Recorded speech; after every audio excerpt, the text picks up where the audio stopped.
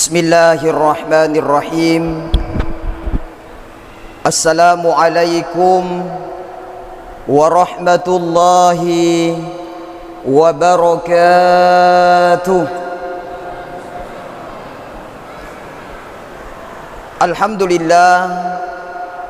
Alhamdulillahilladzi ja'ala syahru Ramadan syahru mubarak unzila fihi al-Qur'an hudan linnasi wa bayyinatin minal huda wal furqan. Ashhadu an la ilaha illallah wa ashhadu anna Muhammadar Rasulullah. Allahumma salli ala sayyidina Muhammad wa ala alihi wa ashabihi ajma'in. Amma ba'd. Qala Allah Ta'ala fil Qur'anil Azim wa huwa asdaqul qailin. A'udzu billahi minasy syaithanir rajim. Bismillahirrahmanirrahim. Inna nahnu nazzalna dzikra wa inna lahu lahafizun. Wa qala Rasulullah Muhammad sallallahu alaihi wasallam, nawwiru buyutakum bitilawatil Qur'an. Sadaqallahul azim wa sadaqa rasuluhun nabiyil karim wa nahnu ala dzalika minasyahidina wasyakirin. Yang saya hormati, yang saya muliakan Bapak Bupati Bulukumba atau yang mewakili beliau. Yang saya hormati, yang saya muliakan Bapak Kepala Kantor Kementerian Agama Kabupaten Bulukumba atau yang mewakili beliau. Yang saya hormati Bapak Kepala Kantor Urusan Agama Kecamatan Ujung Bulu, wabil khusus kepada ayahanda saya, orang tua, ketua pengurus Masjid Islamic Center Dato Tiro Bulukumba, pribadi Bapak Haji Andi Mahrus MSI. Beliau ini adalah guru saya, sempat puang saya ngikuti pelatihan dai, dan beliau ini adalah narasumber. Jadi beliau ini adalah guru saya, dan mohon maaf malam ini diamanahkan untuk berdiri di depan Bapak. Insya Allah akan menyampaikan beberapa pesan-pesan sesuai dengan kemampuan saya. Seluruh hadirin wal hadirat, para tokoh agama, tokoh masyarakat, dan seluruhnya yang hadir malam ini, yang insya Allah tanpa terkecuali semuanya dirahmati dan dimuliakan Allah subhanahu wa ta'ala. Amin ya rabbal, amin ya rabbal, amin ya rabbal. Alhamdulillahi rabbil alamin. Di kesempatan malam yang barokah ini, Allah masih memberikan kita kesehatan, Allah masih memberikan kita kesempatan, sehingga telinga ini masih dipakai untuk mendengarkan kebaikan. Tidak semua Pak Ibu jamaah sekalian, seorang yang diberikan pendengaran oleh Allah, lalu kemudian mereka mampu mempergunakan pendengarannya ini untuk mendengarkan hal-hal yang baik. Bahkan umat-umat terdahulu, kaumnya Nabi Nuh alaihissalam, beratus-ratus tahun Nabi Nuh ini berdakwah, tapi ternyata kaumnya Nabi Nuh alaihissalam tidak mendengarkan apa yang disampaikan oleh Nabi Nuh. Bahkan sebahagian di antara mereka ketika Nabi Nuh sampaikan kebaikan, ketika Nabi Nuh ajak manusia untuk taat kepada Allah, maka banyak umatnya Nabi Nuh ini menutup telinga mereka, tidak ingin mendengarkan kebaikan. Tapi alhamdulillah, kita ini adalah orang-orang pilihan Allah. Saat ini Pak, di mana-mana kita berdakwah, tidak ada lagi orang yang menutup telinganya mendengarkan kebaikan. Yang banyak sekarang, mereka ketika kita berdakwah, mereka hanya sibuk dengan HP-nya dan tidak perhatikan ceramahnya. Jadi beda-beda tipis dengan kaumnya Nabi Nuh. Jamaah sekalian, salam dan salawat kepada junjungan Nabiullah Muhammad sallallahu alaihi wasallam sebagai uswatun hasanah, sebagai tauladan yang terbaik bagi kita, yang diberikan mukjizat oleh Allah berupa Al-Quran. Nah, malam ini kita memperingati nuzulul Quran. Kita kembali sedikit merefresh tentang sejarah diturunkannya Al-Quran. Jadi 3 tahun terakhir sebelum masa kenabian tiba, Rasulullah Sallallahu Alaihi Wasallam begitu risau melihat manusia. Sampai di setiap bulan suci Ramadan, Rasulullah Sallallahu Alaihi Wasallam menuju Gua Hiro. Di tahun pertama beliau ke Gua Hiro tidak ada kejadian apa-apa. Di tahun kedua pun belum ada kejadian.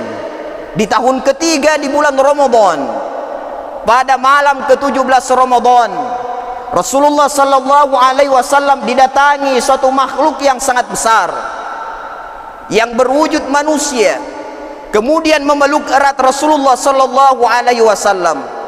Makhluk ini katakan kepada Nabi, "Iqra ya Muhammad." Tapi apa jawaban Nabi? "Ma ana biqari." Saya tidak bisa membaca, saya tidak mampu membaca, kata Nabi.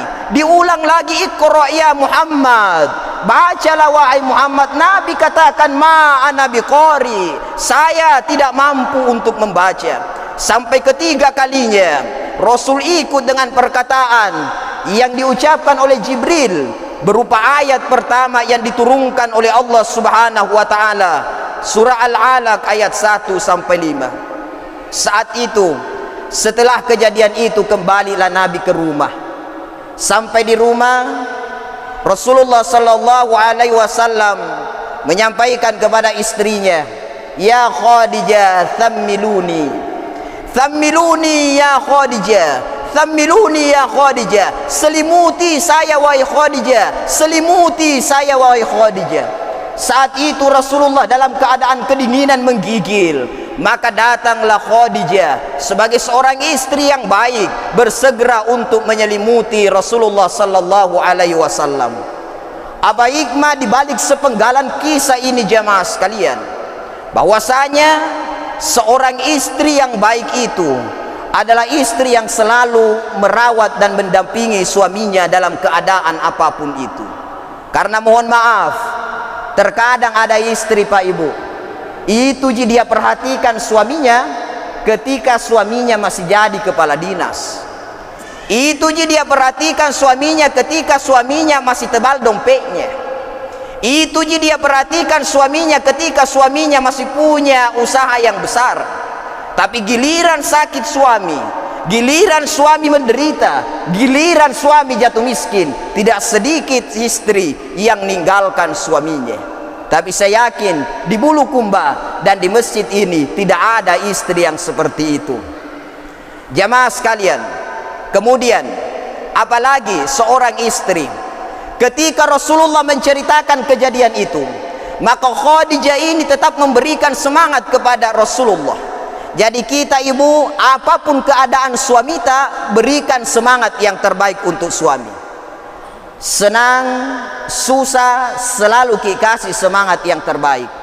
Jangan mina senampi kepala dinas pi suami ita, dapat pi jabatan suami ita, baru disemangati. Semangat kita, semangat kita. Pokoknya ini ada jabatan baru, tak harus ki semangat kerja. Giliran suaminya punya masalah, kembali ke rumah, dicopot jadi kepala dinas. Bukan kasih solusi, bukan kasih semangat, tambah nak kasih pusing suaminya. Pas kembali suami ke rumah, "Ibu, kenapa ki? Ibu, ibu, ibu, ibu, ibu."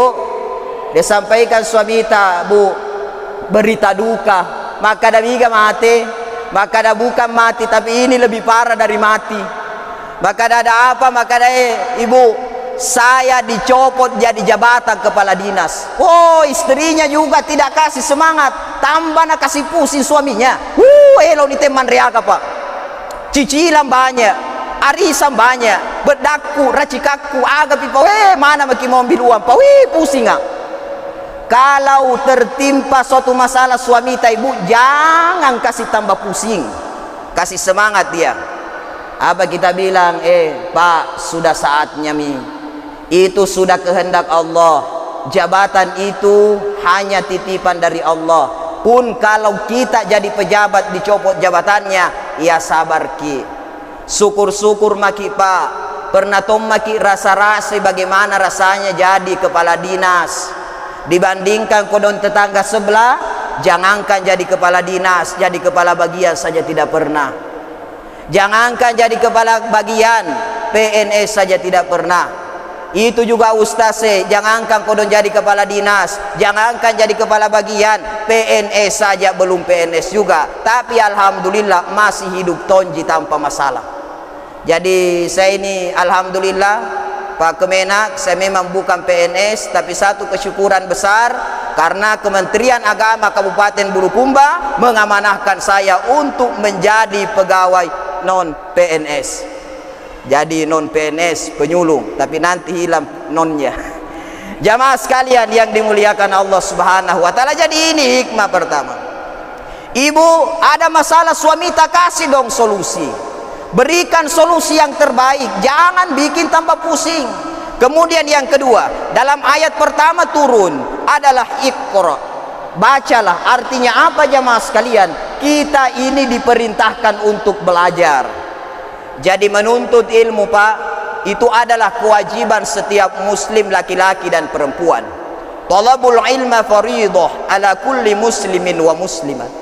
Menuntut ilmu itu wajib bagi setiap muslim laki-laki dan perempuan. Jadi memang dalam ayat pertama kita ini disuruh untuk belajar, belajar dan belajar. Maka kata belajar itu Pak tidak ada kata terlambat. Maka sering pesankan sama seluruh jemaah dan juga kepada keluarga, Pak Ibu yang punya anak, ingat warisan terbesar bagi anak itu bukan harta yang berlimpah, tapi warisan terbesar bagi anak itu adalah pendidikan. Ini yang paling penting Pak. Pendidikan itu warisan terbesar untuk anak Pak. Harta kita tinggalkan anak Pak, bisa jadi harta itu kelak akan habis. Tapi ketika pendidikan kita tawarkan sama anak tak, kita berikan sama anak tak, inilah warisan yang terbesar. Pak Ibu, jangan khawatir. Sekarang apa alasannya orang tidak kasih sekolah anaknya? Gara-gara Marcos, Mandre Ongkoso. Stas ke sekolah anak Mandre Ongkoso. Uan seng, jangan ragu Pak. Persoalan rezeki itu sudah Allah atur dan tidak akan tertukar. Ada rezekinya anata itu yang kita sekolahkan. Apatah lagi ketika anata ini disekolahkan dengan halal keagamaan, dijadikan penghafal Al-Quran, akan ada rezekinya Pak. Jangan takut, Allah pasti ngatur rezeki kita. Berbuatlah yang terbaik, Allah pasti nilai. Pak Ibu jamaah sekalian, kita kembali flashback dengan lagu-lagu dulu. Bagaimana Allah itu atur rezekinya orang. Lihat Pak, kita masih ingat dulu lagu-lagu tak waktu tak masih, saya ingat dulu itu lagu waktu saya masih kecil. Bukan waktu saya masih kecil Pak, karena sampai sekarang ini saya masih kecil. Waktuku masih anak-anak. Saya sering dengar lagu, bahkan anak-anak sekarang ini masih booming lagunya bagi anak-anak TK. Apa lagunya itu? Cica-cica di dinding diam-diam merayap, datang seekor nyamuk hap lalu ditangkap. Artinya apa Pak? Cica itu Pak makanannya nyamuk. Pernah tidak kita bayangkan Pak Ibu, bagaimana cica ini bisa dapatkan makanan berupa nyamuk yang terbang? Sementara cica itu Pak menempel di dinding. Tapi apa? Datang sendiri nyamuk, karena itu sudah rezekinya cica. Bagaimana kira-kira kalau cica itu yang lompat-lompati nyamuk, batena polo-polo cica Pak. Tapi semua Allah atur. Jadi persoalan rezeki Pak tidak usah khawatir. Sekolahkan saja anak, tak berikan mereka pendidikan. Ini ayat pertama turun, kita disuruh belajar dan belajar. Belajar ngaji, belajar agama dan belajar yang lain. Ini adalah tugas kewajiban kita orang tua, bagaimana ngajari anak kita dengan hal-hal yang baik. Pak Ibu jamaah sekalian yang dimuliakan Allah Subhanahu wa taala, tentunya yang paling penting dari anak kita, bagaimana kita ajarkan Al-Quran. Ajarkan lalu Al-Quran sama anak Pak. Karena insya Allah bekal Al-Quran ini adalah modal terbesar bagi anak. Al-Quran kita ajarkan sama anak tak. Karena apa? Siapa yang memiliki seorang anak penghafal Al-Quran, maka kelak nanti di hari kemudian ketika orang tuanya ini berada di neraka, dan para penghafal Al-Quran ini dikumpulkan untuk digiring masuk ke dalam sorga, maka para penghafal Al-Quran ini ngadu dulu sama Allah, ya Allah, di mana orang tuaku, mana ayahku, mana ibuku ya Allah? Allah katakan mereka ada di neraka. Tapi apa kata penghafal Al-Quran? Ya Allah, saya ingin bawa itu orang tuaku masuk ke dalam sorga. Saya jadi penghafal Al-Quran itu karena orang tua saya yang sekolahkan, itu karena orang tua saya cari duit, siang malam mereka kerja banting tulang peras keringat, ongkosi saya masuk pesantren ya Allah, sehingga saya bisa jadi penghafal Al-Quran. Akhirnya kata Allah, silahkan kau bawa orang tuamu masuk ke dalam sorga. Anak penghafal Al-Quran, Pak Ibu jamaah sekalian, ini bisa mengantarkan orang tuanya masuk ke dalam sorga. Makanya penting pendidikan agama bagi anak. Al-Quran itu Pak, petunjuk bagi kita, tidak ada keraguan di dalamnya. Firman Allah, Allah yang ciptakan kita semua sudah ngatur di dalam Al-Quran. Allah yang jadikan kita, Allah yang jadikan Al-Quran sebagai pedoman bagi kita. Jadi yakin saja Pak, karena Allah yang ciptakan kita, Allah yang buat aturan yang terbaik untuk kita dalam Al-Quran. Ngikuti Al-Quran, tidak ada lagi kesesatan di dalamnya. Kata Nabi, taraktu fikum amroin ma illam tamassaktum bihima lam tadillu abada, kitabullah wa sunnati rasul. Saya tinggalkan dua perkara bagimu, kata Nabi, jikalau engkau berpegang teguh kepada keduanya, engkau tidak akan tersesat untuk selamanya. Apa itu? Al-Quran dan sunnah Rasulullah Sallallahu Alaihi Wasallam. Jadi memang Al-Quran itu Pak, petunjuk bagi manusia. Kalamullah, firman Allah yang ngatur kehidupan manusia, Allah yang ciptakan manusia, pedoman bagi kita. Saya Pak sebelum naik sini sesempat lihat ada pajangan mobil Toyota di bawah. Ternyata orang setelah beli mobil Toyota itu ada buku panduan Pak. Buku panduan itu adalah panduan dalam kendaraan Toyota itu. Kapan pemiliknya taati itu panduan, insya Allah tahan lama mobilnya. Tapi kebiasaannya ada orang Pak beseng-beseng, buat apa ini, buat apa ganti-ganti oli, padahal ada petunjuknya. Umpama ada petunjuknya setiap sekian kilometer harus ganti oli, tapi biasa tongnya ada orang Pak beseng-beseng ganti lagi, saya doi seng jami ganti, yang penting bunyi. Kapan pi baru menyesal Pak? Kalau tak kanci mobilnya. Ditanya kenapa? Bilang ini mobil tak berapa lama tidak diganti oli, bilang lama sekali mi. Bilang baca jaki kita petunjuknya, bilang saya baca tapi saya tidak ikuti karena pacapu ongkos. Tapi seandainya saya ikuti, masih aman mobilku sampai sekarang. Sama dengan kita Pak, kita ini ada perintah dalam Al-Quran masih saja lalai. Kapan kita nyesal? Nanti di hari kemudiannya Allah pasti kita akan menyesal. Seandainya saja saya ikuti segala apa yang ada dalam Al-Quran, bekerja sesuai dengan Al-Quran, ibadah sesuai dengan Al-Quran, insya Allah saya akan mendapatkan keselamatan sekarang. Makanya Pak Ibu jamaah sekalian, jangan sampai nanti dari kemudian kita nyesal karena tidak mengikuti Al-Quran.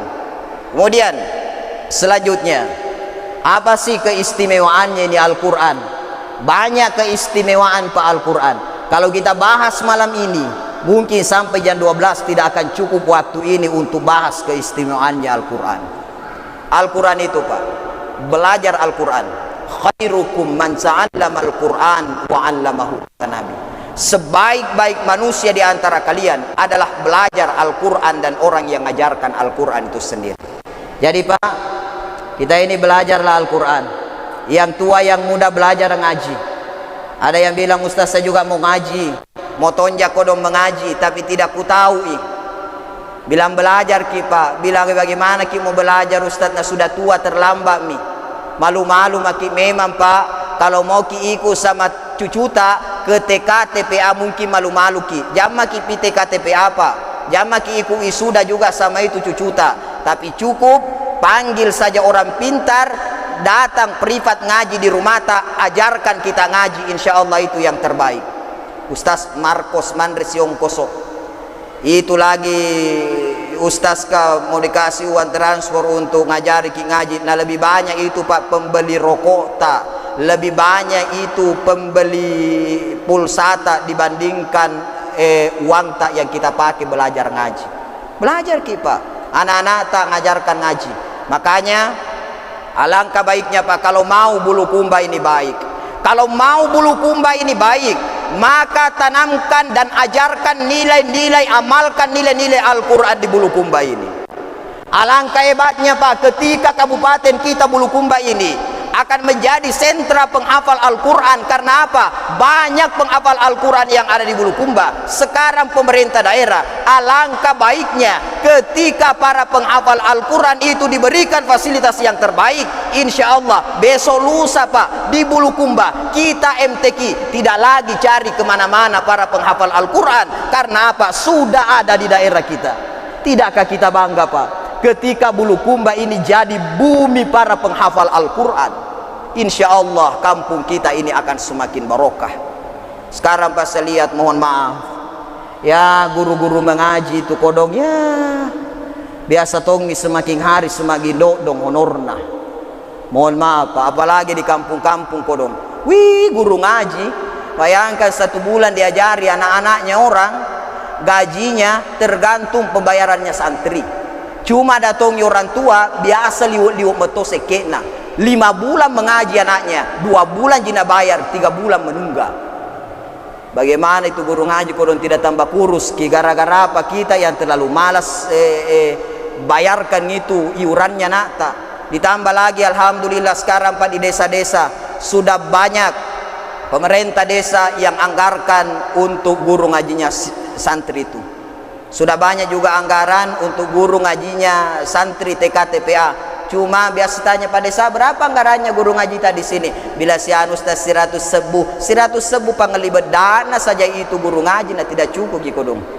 Bapak Ibu yang dimuliakan Allah, bumikan Al-Quran. Sebaik orang adalah belajar Al-Quran dan orang ajarkan Al-Quran itu. Kenapa perlu belajar Al-Quran? Karena Pak Ibu jamaah sekalian, Al-Quran ketika kita baca pahalanya luar biasa. Bahkan Al-Quran ini Pak Ibu jamaah sekalian, ini akan menjadi penerang di rumah kita. Kata Nabi, nawwiru buyutakum bitilawatil Quran. Terangilah rumahmu, kata Nabi, dengan bacaan Al-Quran. Coba Pak, sekarang kita tanya diri kita masing-masing, di luar bulan Ramadan berapa kali kita ngaji di rumah ta? Coba Pak, alangkah baiknya kita programkanlah setiap selesai maghrib ngaji bareng dengan keluarga tak di rumah. Enaknya itu Pak, kalau mulai bapaknya ngaji, anaknya ngaji, istrinya ikut ngaji di rumah, enak, rumah akan bercahaya Pak. Tapi terkadang kita ini sekarang ya terlalu banyak kesibukan. Apalagi di era digital, di era modern, manusia sekarang Pak semakin lama semakin banyak kesibukannya dengan dunia digital, lalu kemudian mereka lupa ngaji. Anak-anak yang masih kecil itu apa jadi kasihkan sama orang tuanya HPG, sehingga anak kecil Pak biasanya masih kecil sudah main game, naik-naik sedikit anak muda main game lagi. Apalagi pas sekarang gamenya anak muda sudah luar biasa, menyita waktu yang cukup banyak. Saya lihat game sekarang Pak sudah membuming. Bahkan ketika kita masuk di warkop, dampaknya itu game Pak luar biasa. Saya masuk di warkop, terkadang tidak ada lagi salam. Bukan mi orang bilang assalamualaikum, tidak mi. Apa mami paski masuk di warkop berteriak, adakah sedekah? Sangincip mami di Pasilalongan. Itu mami dilihat, diputar dan lain sebagainya. Tapi jarang membaca Al-Quran. Ditambah lagi orang tuanya, ibunya, ayahnya sibuk dengan nonton. Ditambah lagi ibunya sampai jam 12 malam masih main Facebook. Saya biasa Pak intip-intip beranda, ada tong ibu-ibu sampai jam 12 malam masih update status. Sunyi sepi malam ini. Masuk waktu sahur update status lagi. Sahur, sahur, sahur, titik-titik 3 kali. Sampai masuk lagi waktu siang-siang, update status lagi. Loyo, lemas, kapan ya buka? Sampai mau buka, update status lagi. Alhamdulillah sebentar lagi waktu berbuka. Pas buka puasa, update lagi. Alhamdulillah 17 puasa sudah tertunaikan. Mau pergi salat tarawih, update status lagi. Bismillah, TWI CDT salat tarawih berjamaah. Jadi habis waktunya dia pakai update status. Coba Pak, kalau waktu tidak dilarang, silakan ngisi waktu sebagian dengan game, tidak masalah. Silakan ngisi waktu sebagian dengan internet, tidak masalah. Tapi jangan sampai lebih banyak waktu kita dengan hal-hal yang seperti itu dibandingkan dengan membaca Al-Quran. Apalagi Pak, baik-baik jikalau itu HP-nya dia pakai di nonton yang manfaat. Sekarang nonton orang sangin film-film yang lucu mami mau dinonton, sangin film-film yang tidak manfaat mami yang mau dinonton. Coba-coba itu buka ki YouTube tak, buka-buka itu ceramah-ceramah, buka channelnya Pandrita Islami, kita nonton penceramahnya Islamik mulai dari malam pertama sampai malam terakhir bulan Ramadan. Itu lebih faedah dan manfaat. Jamaah sekalian, terangi rumah tak enaknya Pak. Kalau kita sama-sama ini belajar ngaji, sama ngaji, istri salah baca, suami mengingatkan. Ibu selama ini sudah berapa tahun Maki menikah? Coba, selama sudah menikah sama suami tak, berapa kali mina perbaiki tajwid tak suami tak? Atau jangan sampai tidak pernah. Ini yang kita renungkan Pak Enanatong itu, kalau ngaji ki salah baca istrinya langsung suaminya kasih ibu salah begini bacanya. Tapi apa, suaminya tidak ngaji, istrinya yang rajin mengaji, anaknya rajin ngaji, istri suaminya tidak ngaji. Jamaah sekalian, nawiru buyutakum bitilawatil Quran, terangi rumahmu dengan bacaan Al-Quran. Kemudian jamaah sekalian, apa sih istimewanya kembali Al-Quran? Iqra'ul Quran fa innahu ya'ti yaumal qiyamati syifa'ul li ashabi. Kata Nabi, bacalah Al-Quran, karena Al-Quran itu kelak akan menjadi syafaat bagimu di hari kemudian. Jadi Al-Quran Pak akan jadi syafaat bagi pembacanya. Bayangkan saja, orang ngaji baca Al-Quran satu huruf saja itu dinilai 10 kebaikan di luar sholat. Satu huruf dinilai 10 kebaikan. Bagaimana ketika kita berada di dalam bulan suci Ramadan, berlipat-lipat ganda daripada pahala bacaan Al-Quran kita. Jamaah sekalian, jamaah taruh yang dimuliakan Allah, malam ini sejenak saya mengajak kepada diri saya dan juga untuk kita semua, sejenak menundukkan kepala kita dan merenungkan sampai detik ini Pak. Coba renungkan diri tak malam ini tentang kecintaan kita kepada Al-Quran. Banyak orang Pak ngaku katakan secinta Al-Quran, tapi belum tentu betul dia cinta Al-Quran. Belum tentu kecintaannya kepada Al-Quran itu diakui oleh Allah. Ngaku cinta kepada Al-Quran Pak gampang. Saya saja bisa ngaku saya Bupati Bulukumba, tapi diakuinya itu yang belum tentu.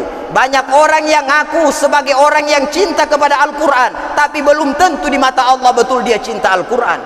Salah satunya Pak, rajin-rajin baca Al-Quran. Tapi sekarang Pak coba pikir, mohon maaf Pak, Al-Quran itu jumlah HP terkadang lebih banyak dibandingkan jumlah Al-Quran. Idealnya Pak, Al-Quran itu satu orang satu Al-Quran. Itu idealnya. Al-Quran satu orang satu Al-Quran. Sekarang kita Pak, satu orang 3 HP, tidak ada Al-Quran. Sehingga kemana-mana Pak, lihat orang-orang Nasrani Pak, mereka ketika pergi beribadah, mereka dengan bangga membawa kitab suci mereka. Mereka dengan bangga tenteng kitab sucinya. Tapi umat Islam pergi pengajian, di mana dia simpang Al-Qurannya? Di dalam tasnya. Upak kalau keluar. Makanya banggalah kita Pak dengan Al-Quran. Satu orang satu mushaf. Kita berapa Al-Quran di rumah tak? Satu. Nah 3 satu rumah. Al-Quran Pak ini murah ji, tapi terkadang orang malas beli Al-Quran karena apa? Banyak kebutuhan-kebutuhan lain yang mesti dia harus penuhi. Bacalah Al-Quran. Ngaku cinta Al-Quran Pak, salah satu tolak ukurnya punya Al-Quran dulu, baca Al-Quran dulu. Inilah insya Allah. Coba kita renungkan malam ini Pak, sampai detik ini, dengan umur kita yang sekian, mungkin ada Pak yang sudah kepala 3, mungkin ada yang sudah kepala 4, mungkin ada yang sudah kepala 5 umurnya, bahkan mungkin ada yang sudah kepala 6 umurnya. Tapi coba tanya diri kita, sampai detik ini, di umur kita yang sekarang, berapa kali kita khatamkan Al-Quran? Berapa kali Pak kita khatamkan Al-Quran? Ibu, coba renungkan diri kita, sampai detik ini berapa kali kita khatamkan bacaan Al-Quran kita seumur hidup kita? Atau jangan sampai waktu taji TKTPA, waktu taji ngaji di kampung itu dihatamkan Al-Quran. Selama kita balik, berapa kali kita khotamkan bacaan Al-Quran kita? Pernah tidak Pak Ibu jamaah sekalian? Tanya diri kita masing-masing, renungkan diri kita masing-masing, pernah tidak kita khotamkan bacaan Al-Quran kita? Berapa tahun Pak Ramadan sudah berlalu, berapa puluh tahun Ramadan sudah kita lalui, tapi selama Ramadan berapa kali kita khotamkan bacaan Al-Quran kita? Tahun lalu khatam tidak, tahun lalunya khatam tidak, tahun ini sudah sampai di mana? Pak Ibu jamaah sekalian, jangan sampai kita tidak khotamkan Al-Quran sampai tiba ajal kematian menjemput kita. Al-Quran itu Pak punya haknya Al-Quran untuk dibaca dan untuk kita khotamkan. Maka baca ki Al-Quran. Rugi Pak, rugi sekali orang yang tidak mau luangkan waktunya membaca Al-Quran. Kurang apa pahalanya Pak bacaan Al-Quran? Kurang apa modal yang kita bawa Pak dengan bacaan Al-Quran kita? Jangan sampai di saat nanti dari kemudian kita lihat para penghafal Al-Quran, kita lihat orang rajin Al-Quran, diberikan keistimewaan, diangkat derajatnya oleh Allah, tapi kita masih segitu-segitu saja karena terlalu malas luangkan waktu ini untuk membaca Al-Quran. Jamaah sekalian, kesempatan emas Pak di bulan Ramadan ini untuk khatamkan bacaan Al-Quran tak? Coba tanya diri tak, apakah sampai sekarang ini kita sudah stopkan bacaan Al-Quran kita karena kita sudah berada di pertengahan Ramadan? Atau apakah kita masih lanjut, mampu tidak kita khatam 4 tahun ini? Perbanyak, luangkan waktu Pak. Sebenarnya banyak sekali waktu yang Allah kasih untuk khatamkan bacaan Al-Quran kita. Ingat Pak Ibu jamaah sekalian, sekedar renungan malam ini untuk kita semua. Belum tentu Ramadan di tahun yang akan datang kita ini masih diberikan umur oleh Allah. Lihat, begitu banyaknya saudara-saudara kita, begitu banyaknya tetangga kita, begitu banyaknya kerabat kita yang ingin nikmati bulan Ramadan dengan bacaan Al-Quran, tapi tahun ini mereka telah dipanggil oleh Allah Subhanahu wa Ta'ala. Apa Pak yang menggerogoti hati kita? Penyakit apa yang ada di dalam hati kita sehingga terlalu keras untuk membuka Al-Quran itu yang menjadi pedoman kita? Penyakit apa yang ada dalam hati kita sehingga kita malas membaca Al-Quran? Bapak Ibu jamaah sekalian, mari cinta kepada Al-Quran, cintai Al-Quran sebagai kitab dan pedoman kita. Insya Allah kita tidak akan tersesat untuk selamanya, karena Al-Quran sudah membedakan mana yang hak, mana yang batil, mana jalan yang akan mengantarkan ke surga dan mana jalan yang akan menjerumuskan kita ke dalam neraka. Bapak Ibu yang dimuliakan Allah, yang terakhir di kesempatan malam yang barokah ini, mari Pak Ibu jamaah sekalian, di dalam bulan Ramadan ini kita maksimalkan ibadah kita dengan baik sebaik-baiknya. Tentunya dalam bulan Ramadan ini ada malam yang istimewa bagi kita umatnya Nabi, yaitu malam Lailatul Qadar, khairum min alfi syahr. Yang mana pada malam itu khairum min alfi syahr, lebih baik daripada 1000 bulan. Artinya itu lebih baik dibandingkan 83 tahun 4 bulan. Orang yang beribadah di dalam malam Lailatul Qadar, insya Allah ibadahnya itu lebih baik dibandingkan ibadah selama 1000 bulan. Ini istimewanya kita Pak, umatnya Nabi, karena diberikan malam yang mulia, malam Lailatul Qadar. Berkaca dengan umat terdahulu. Umat terdahulu Pak Ibu memang panjang umur, mereka sampai beratus-ratus tahun umurnya. Ibadahnya tentu dengan umur yang panjang, peluang besar untuk banyak ibadah, peluang besar untuk banyak tobat. Kita umatnya Nabi baina sittin wa sab'in, kisaran 60 sampai 70 tahun. Tapi syukur kita diberikan keistimewaan berupa malam Lailatul Qadar seumur umat Nabi SAW, bahkan melebihi daripada itu ketika dia beribadah pada malam itu. Ya, jadi pertanyaan untuk kita, mampu tidak kita mendapatkan ampunan di bulan ini? Makanya banyak-banyak beristighfar, banyak-banyak mohon ampun kepada Allah Subhanahu wa Ta'ala. Sebagai penutup pertemuan kita kesempatan malam hari ini, mari kita sama-sama berdoa kepada Allah. Mari kita sama-sama merenungkan segala kesalahan-kesalahan kita di hadapan Allah Subhanahu wa Ta'ala. Kita ini Pak berlumuran dengan dosa. Tidak ada orang yang tidak ada dosa. Semua kita ini banyak dosa, dan untung saja Allah masih menutupi dosa-dosa dan kesalahan kita. Banyak istighfar dalam bulan Ramadan. Malam ini Pak Ibu, mari sama-sama sejenak tundukkan kepala kita dan berharap beristighfar kepada Allah Subhanahu wa Ta'ala Mudah-mudahan bulan ini betul kita keluar mendapatkan maghfirah, ampunan dari Allah Subhanahu wa taala, karena banyak-banyak beristighfar, bertaubat dengan taubatan nasuha. Sama-sama Pak Ibu jamaah sekalian, renungkan diri kita, tobatkan, mohon ampun kepada Allah dengan penuh keikhlasan dan penuh rasa harap kepada Allah Subhanahu wa taala, dengan penuh rasa rendah diri di hadapannya.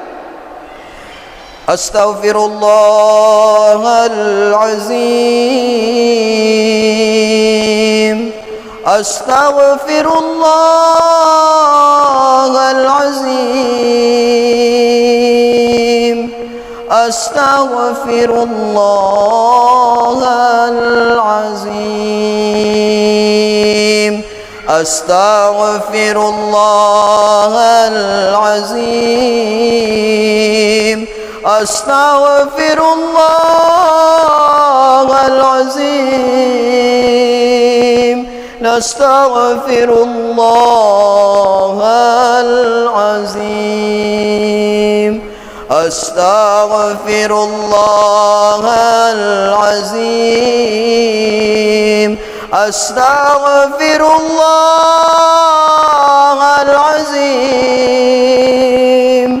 astaghfirullahalazim. Renungkan Pak Ibu, kesalahan dosa-dosa kita selama ini, selama kita balik sampai di umur kita sekarang, sudah seberapa banyak ibadah yang kita lalaikan, sudah seberapa sering kita tinggalkan sholat 5 waktu yang merupakan kewajiban kita, sudah seberapa sering kita melanggar aturan Allah. Kita tahu Al-Quran memerintahkan, tapi kita lalai dari itu. Kita tahu Al-Quran melarangnya, tapi kita masih melaksanakan dosa dan maksiat itu.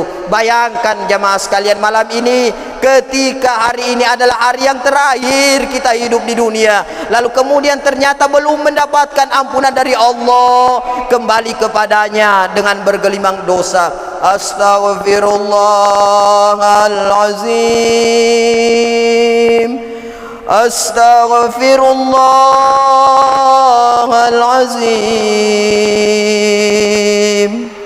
Dengan ikhlas Pak, malam ini akui segala kesalahan kita di hadapan Allah.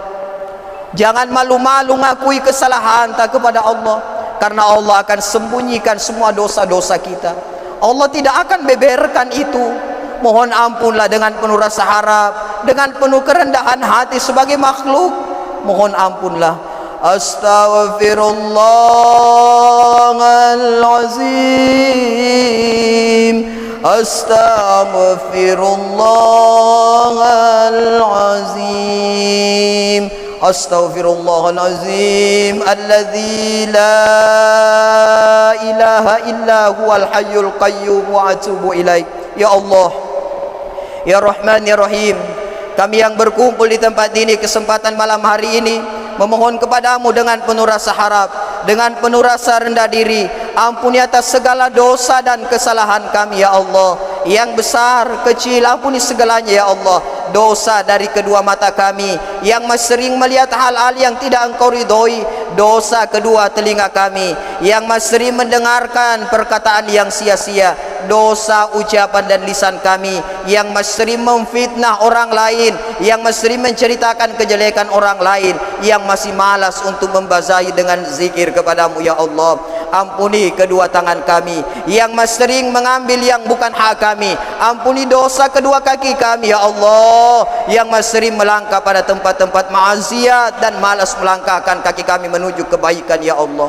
Ya Allah, malam ini di bulan Ramadan, kami berharap kepadamu, berikan kami hidayah ya Allah, untuk selalu istiqomah dengan ibadah, agar kami mampu keluar dari bulan Ramadan ini dengan meraih predikat muttaqin, mendapatkan ampunan darimu ya Allah, keluar dalam keadaan fitrah ya Allah. Ya Allah ya Rahman ya Rahim, ampuni dosa para pemimpin-pemimpin kami, ampuni dosa para guru-guru kami, ampuni dosa kedua orang tua kami ya Allah. mereka yang telah mengandung kami selama kurang lebih 9 bulan, yang telah melahirkan kami dengan penuh perjuangan, yang rela korbankan hidup dan matinya demi lahirnya kami di dunia ini ya Allah. Ya Allah ya Rahman ya Rahim, mereka yang mengajarkan kami berbicara, tapi terkadang lisan ini masih membentak orang tua kami, lisan ini masih menyakiti hati mereka ya Allah, lisan ini masih membuat mereka menangis sedih karena perkataan kami. Ya Allah, berikan kami hidayah untuk berbakti kepada orang tua kami, berikan kami kekuatan untuk memberikan yang terbaik kepada orang tua kami,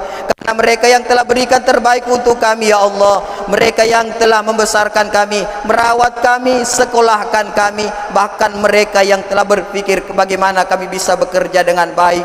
Tapi ya Allah, setelah kami bekerja, terkadang kami sibuk dengan pekerjaan kami dan lupa mengunjungi orang tua kami, lupa menjenguk mereka, lupa berkabar dengan mereka ya Allah.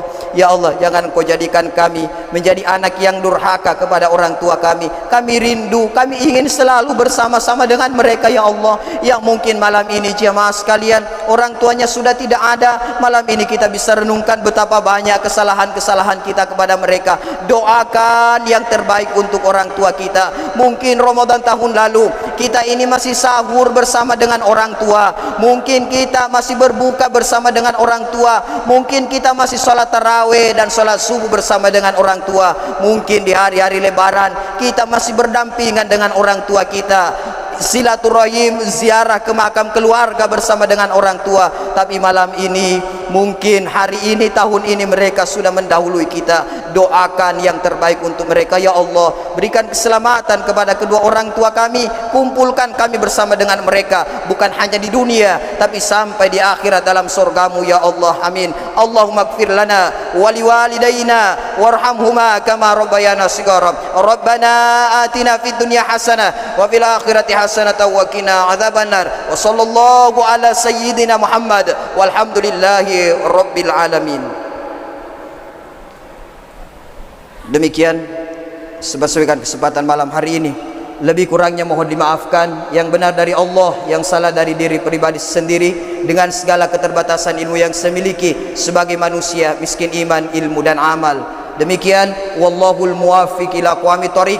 Assalamualaikum warahmatullahi wabarakatuh.